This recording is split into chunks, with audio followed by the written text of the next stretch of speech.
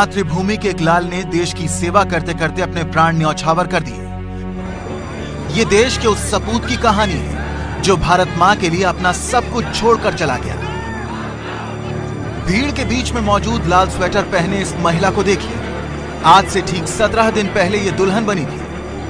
8 दिसंबर को सौरभ की शादी हुई थी। 17 दिन पहले सौरभ कटारा ने मांग में सिंदूर भरा था, लेकिन 17 दिन के भीतर इसकी दुनिया लुट गई है।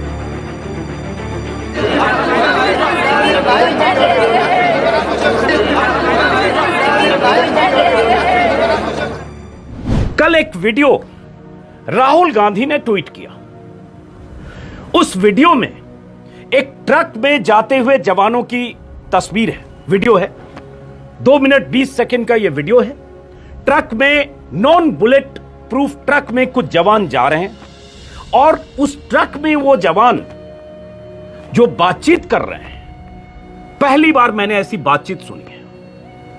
जिन जवानों के कंधे पर हमारे सरहदों की हिफाजत है, हमारे मुल्क की हिफाजत है, जो शहीद होते हैं, जो गोलियां सीने पर खाते हैं, जो तमाम विपरीत परिस्थितियों में ड्यूटी करते हैं, उन जवानों की तकलीफ उनकी जुबान से उस वीडियो में है।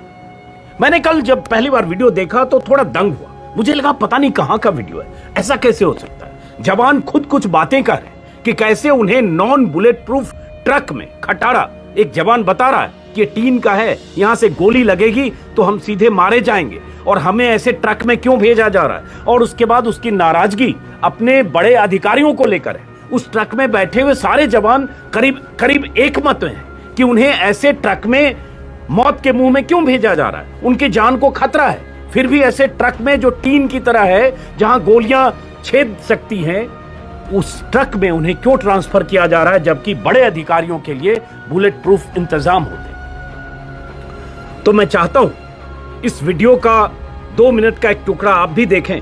इस वीडियो को कल राहुल गांधी ने ट्वीट किया और उसके बाद इस वीडियो से जुड़े कुछ सवाल हैं, सफाई भी है सीआरपीएफ की तरफ से। और ये सवाल क्यों उठे? सवाल इसलिए उठे कि प्रधानमंत्री मोदी के लिए, राष्ट्रपति के लिए 8,400 करोड़ का विमान 1-2 अक्टूबर को लैंड किया है भारत में। सुसज्जित विमान, तमाम सुविधाओं से लैस।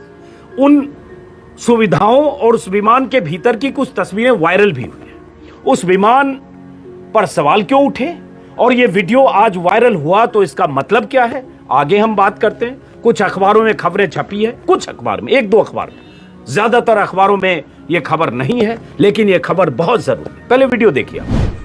सबके लिए बात है, ये अपने लिए थोड़े, अपने लिए ही ना। इसको बोल रहा था, नहीं बोल रहा था कि तुम्हारा ही इंडिविजुअल प्रूफ। एक दिन विजय पालमेकर बोला, उसको भी चुप करा। ये नॉन बीपी गाड़ी में आदमी जा रहा है, तो बताओ कि ये क्या, यहाँ बीपी गाड़ी में आदमी सुरक्षित नहीं है, नॉन बीपी में लेके जा रहा है।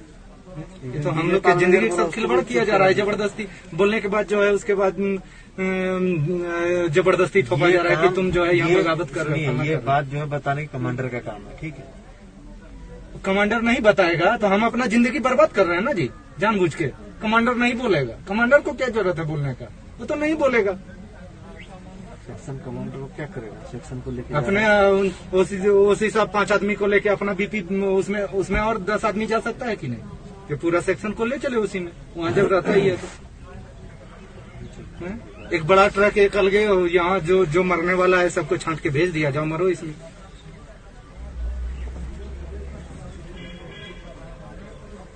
ये क्या है इसमें, ये टीना पत्थर मारेगा, इस पार हो जाएगा।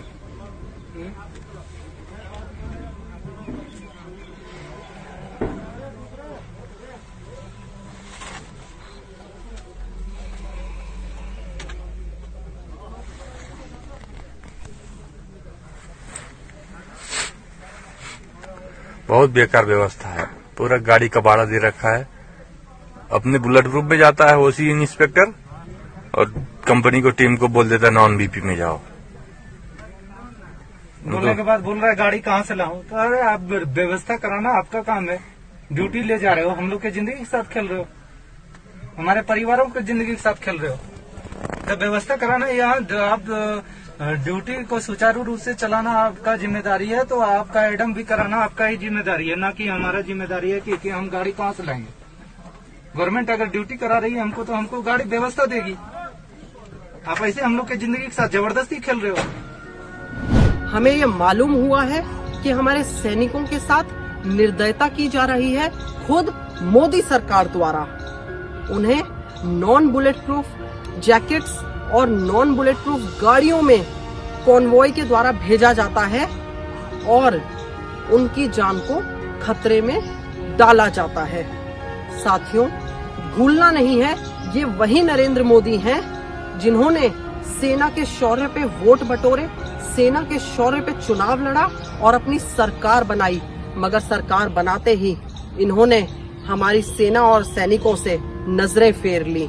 साथियों, एक पुरानी कहावत है कि दूसरे के महलों को देखकर अपने घर में आग नहीं लगाई जाती, लेकिन प्रधानमंत्री नरेंद्र मोदी ने अपने दोस्त डोनाल्ड ट्रंप के महलों को देखकर अपने घर में आग लगानी शुरू कर दी है।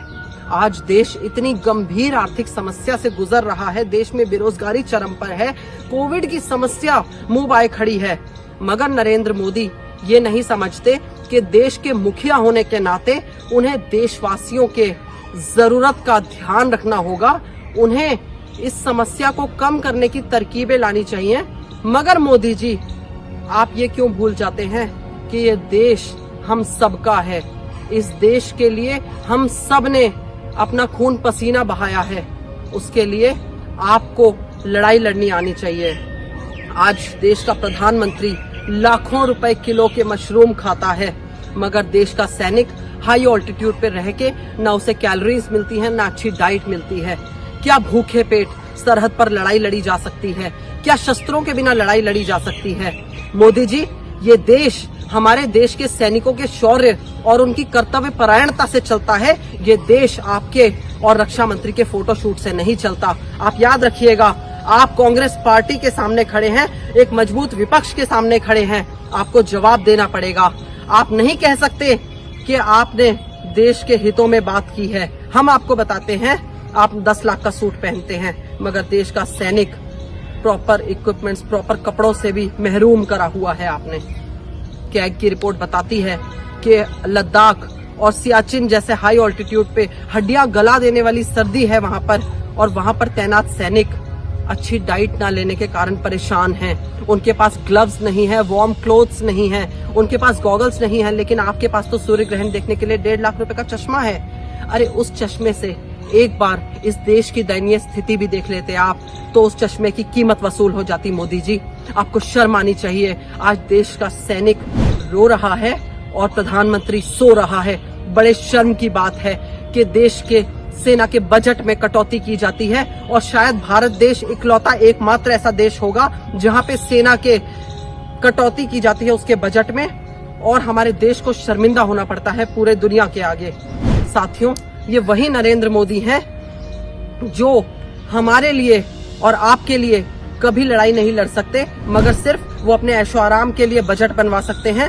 हम आपसे यही कहना चाहते हैं कि आपने, नरेंद्र मोदी ने अनुष्का शर्मा और विराट कोहली के होने वाले बच्चे के लिए मुबारकबाद दी, बहुत खुशी की बात है, लेकिन क्या आपको हमारे देश के फौजियों के लिए, उनके बच्चों के लिए, उनकी विधवाओं के लिए कभी सोच नहीं बनती? आप कभी सोच नहीं सकते कि उनके घर में भी किलकारियां गूंजती हैं, उनके घर में भी सिसकियां होती हैं जब शहादत होके उनका पार्थिव शरीर उनके घर में पहुंचता है? नरेंद्र मोदी जी, आपको थोड़ी शर्म आनी चाहिए, थोड़ा सोचना चाहिए कि ये देश हम सबका है, और ये ऐशो आराम आप अपने निजी खर्चे से नहीं कर रहे, आप हम टैक्स पेयर्स के खर्चे से कर रहे हैं। ये बड़े शर्म की बात है। धन्यवाद साथियों। जय हिंद की सेना।